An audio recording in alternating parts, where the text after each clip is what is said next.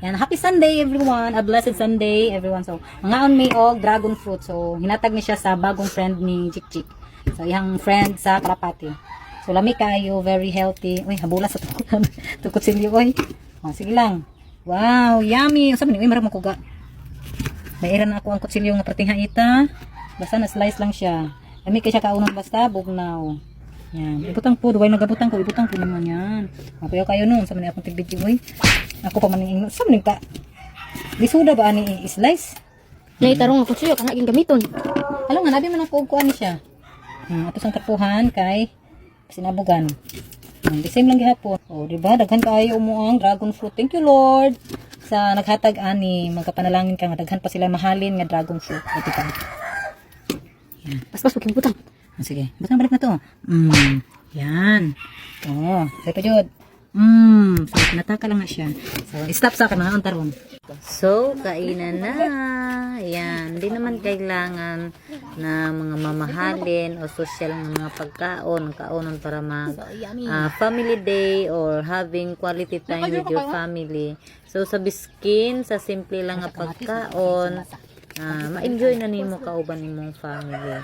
So as you can see, so gina-enjoy jud na mo ang moment og lalo na ang dragon fruit. So libre nga hinatag. So lami jud kay imong kaon.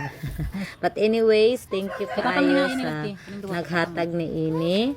Kung gusto mo mag-order, so i-PM lang or just comment below para maka-order mo. So, barato lang kayo, 150. Tapos, tamis kayo, fresh. So, bagong harvest. Tapos, dagko na siya. So, tamis kayo, lami kayo. So, nakita ninyo nga, gina-enjoy yun na mo pag maayo ang pagkaon ini. So, hindi na siya atik-atik. Pero, tamis jud siya o lami jud siya kaayo. First time na ko nakaon, anak. Pero, ganahan jud ko. Mas lami jud siya kung nakabutang sa ref. Yan. So, kung gusto po ninyo o ka ng instant nga mapula inyong lips. So, mapula jud dayon inyong lips. Ani, pati inyong ihi o inyong hugaw, magpula jud siya. But anyways, yan, daghan kayo nag-benefits ni dragon fruit sa atong lawas. Especially, so, makabawas ta, malipyuhan ang atong kinain. So, nag-away pa mi diri o, tanawa. Anak kong inahan nag-away. Sungak ko. But anyway, so gi-enjoy gid kay namo. O giganahan jud mi sa dragon fruit.